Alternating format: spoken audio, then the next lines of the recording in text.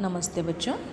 हमने इसके पहले अपना कक्षा 11वीं आर्ट्स का लोक प्रशासन ये पाठ शुरू किया था। तो इसमें हमने लोक प्रशासन की कुछ परिभाषाएं और लोक प्रशासन तथा राजनीति विज्ञान इनका क्या संबंध होता है इसकी जानकारी ली है। तो आज के लेक्चर में हम लोक प्रशासन के दृष्टिकोणों के बारे में जानकारी लेंगे। तो हम देखेंगे अपना पहला मुद्दा लोक प्रशासन का संक्षिप्त दृष्टिकोण। तो जो भी सरकारी कार्य होते हैं, इन सरकारी कार्यों में ये जो लोक प्रशासन का संक्षिप्त दृष्टिकोण है उसको महत्व है। राजनीति विज्ञान के विचारक ग्यूलिक और उर्विक इन्होंने पोस्ट कॉर्ब इस संक्षिप्त रूप के माध्यम से लोक प्रशासन का संक्षिप्त दृष्टिकोण प्रस्तुत किया है। और ये जो दृष्टिकोण है, इस दृष्टिकोण के अनुसार कुछ महत्वपूर्ण मुद्दे इसमें हम देखेंगे। तो देखते हैं अपना पहला मुद्दा, पी फॉर प्लानिंग। देखिए, पोस्ट कॉर्ब इस शब्द का प्रत्येक जो शब्द है, अक्षर है, उसके माध्यम से ये संक्षिप्त दृष्टिकोण स्पष्ट किया गया है। तो पहला मुद्दा है प्लानिंग अर्थात नियोजन। ये जो लोक प्रशासन का प्रथम चरण माना जाता है नियोजन को, तो नियोजन में जो भी कार्य प्रशासन ने निर्धारित किया है उसकी रूपरेखा निश्चित की जाती है और उसका स्वरूप होता है राष्ट्रीय, प्रांतीय और स्थानीय स्तरों के लिए। तो इस तरह से भारत का जो नीति आयोग है, इस नीति आयोग ने बॉटम अप अप्रोच इस तत्व को ध्यान में रखते हुए सबसे पहले स्थानीय स्तर पर नियोजन किया जाता है। स्थानीय स्तर यानी देखिए, आपको ग्राम पंचायत, पंचायत समिति, ज़िला परिषद, फिर उसके बाद विधानसभा, फिर लोकसभा, राज्यसभा, इस तरह से आप बॉटम टू अप यानी नीचे से ऊपर तक का नियोजन देख सकते हैं। तो कोई भी कार्य है तो अपना NITI Aayog bottom to up approach के माध्यम से तय करता है। सबसे पहले स्थानीय स्तर पर किसी भी कार्य का नियोजन किया जाता है, फिर बाद में ऊपरी स्तरों पर नियोजन किया जाता है।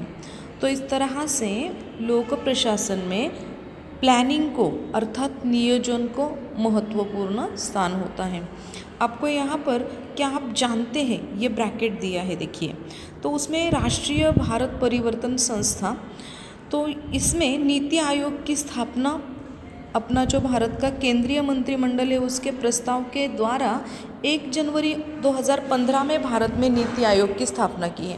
पहले योजना आयोग होता था, तो उस योजना आयोग के स्थान पर 1 जनवरी 2015 में नीति आयोग की स्थापना की गई है। और ये जो नीति आयोग है वो क्या करता है कि सरकार को मार्गदर्शन करना, परामर्श देना, और भारत सरकार का जो एक थिंक टैंक यानी विचार कूट है, तो इसके लिए ये कार्य करता है। तो इस तरह से पहला मुद्दा हमने देखा प्लानिंग। दूसरा लोक प्रशासन का संक्षिप्त दृष्टिकोण का महत्वपूर्ण मुद्दा माना जाता है संगठन, ओ फॉर ऑर्गेनाइजेशन।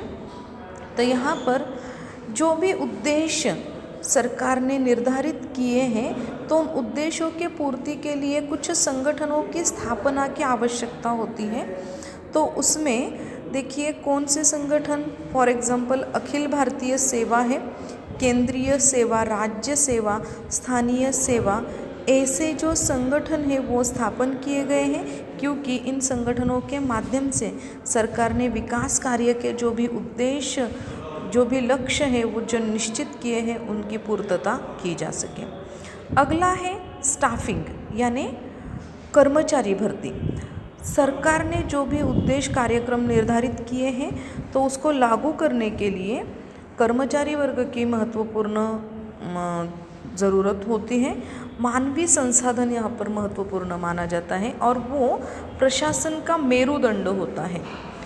प्रशासनिक तंत्र में सक्रिय रूप से कार्यरत रहने हेतु कर्मचारियों की नियुक्ति की जाती है और इसीलिए उन कर्मचारियों को प्रशासन देना, उनके लिए अनुकूल परिस्थितियाँ निर्माण करना, ये सब कार्य यहाँ पर संघीय लोक सेवा आयोग या फिर राज्य लोक सेवा आयोग इनके माध्यम से किए जाते हैं। यानी देखिए आपने जो भी प्रशासकीय कर्मचारियों का चुनाव होता है, नियुक्ति होती है, उसके बारे में पहले हमने क्लास में जानकारी ली है। जैसे कि देखिए महाराष्ट्र के जो भी प्रशासनिक अधिकारी हैं, क्लास 1 ऑफिसर, क्लास 2 ऑफिसर्स या फिर अन्य प्रशासकीय अधिकारी, उनकी नियुक्ति के लिए महाराष्ट्र राज्य लोक सेवा आयोग की स्थापना की जाती है।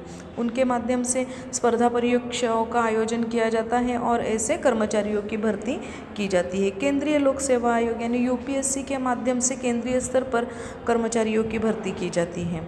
तो इस तरह से स्टाफिंग यानी कर्मचारी वर्ग बहुत ही महत्वपूर्ण माना जाता है। उनको प्रशिक्षण देने के लिए लोक सेवा आयोगों की स्थापना की गई है। यहाँ पर मैंने आपको बताया है कि केंद्रीय स्तर पर कर्मचारियों की भर्ती के लिए यूपीएससी की स्थापना की गई है। अगला पॉइंट है direction, D for direction. Post Corp का ही ये एक संक्षिप्त रूप दिया गया है। डायरेक्शन यानी मार्गदर्शन। कोई भी कार्य प्रशासन में चल रहा है तो उसके लिए मार्गदर्शन की आवश्यकता बहुत ही ज़रूरी होती है। तो इसलिए निर्णय लेना और उन निर्णयों को सामान्य रूप से आज्ञा देना यानी आदेश देना, अर्थात उनको मार्गदर्शन करना और उस कार्य की पूर्तता करना, ये यहाँ पर महत्वपूर्ण माना जाता है। प्रशासन का ये एक महत्वपूर्ण हिस्सा है। बिना मार्गदर्शन के कोई भी कार्य, कोई भी लिया गया निर्णय है वो लागू नहीं किया जा सकता। अगला है समन्वय यानी कोऑर्डिनेशन। प्रशासन ये एक जटिल व्यवस्था है और इस जटिल व्यवस्था में सभी घटकों के कार्य परस्पर संबंधित होते हैं। प्रशासन की जो विभिन्न शाखाएं हैं, विभिन्न गुट हैं, उनमें समन्वय प्रस्थापित करना आवश्यक होता है और इसके लिए उनके कार्यों में सुसूत्रता निर्माण करना आवश्यक होती है। यानी देखिए प्रशासन का कोई भी विभाग है, फॉर एग्ज़ाम्पल शिक्षा विभाग के लिए शिक्षा अधिकारी और उनके नीचे के जो अधिकारी हैं उनके कार्यों में, उनके आदेशों में समन्वय प्रस्थापित होना चाहिए। इसके साथ साथ जो स्कूल लेवल का एजुकेशन है तो उनको किस तरह से डायरेक्शन दी जाती है, तो ये सब समन्वय, दिए गए आदेशों में समन्वय होना चाहिए, कार्यों में समन्वय होना चाहिए। इसीलिए लोक प्रशासन के संक्षिप्त दृष्टिकोण में कोऑर्डिनेशन को महत्व दिया है।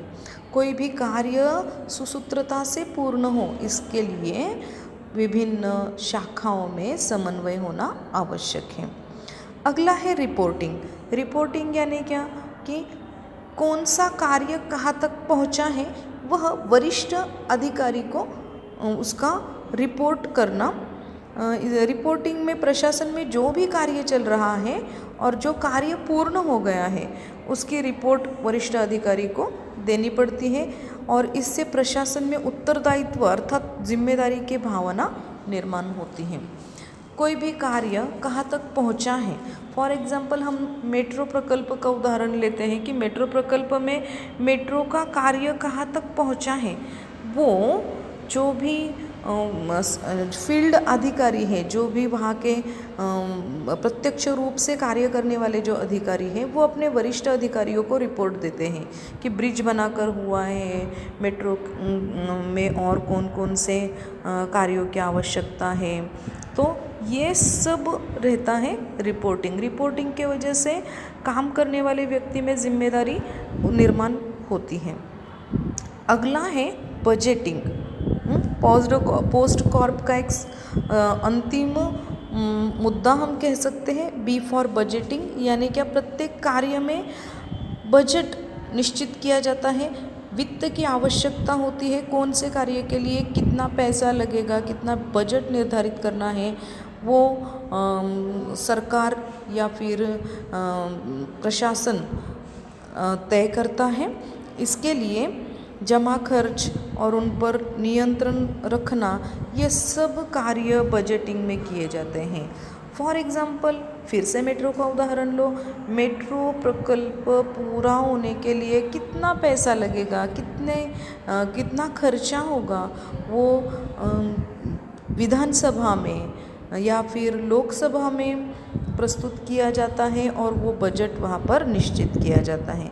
तो यहाँ पर हमने देखा पोस्ट कॉर्ब, ये जो शब्द है, इस शब्द के माध्यम से ग्यूलिक और उर्विक, इन्होंने लोक प्रशासन का संक्षिप्त दृष्टिकोण किस तरह से प्रस्तुत किया है। यहाँ पर आपको एक चक्र दिखाई देगा कि सब जो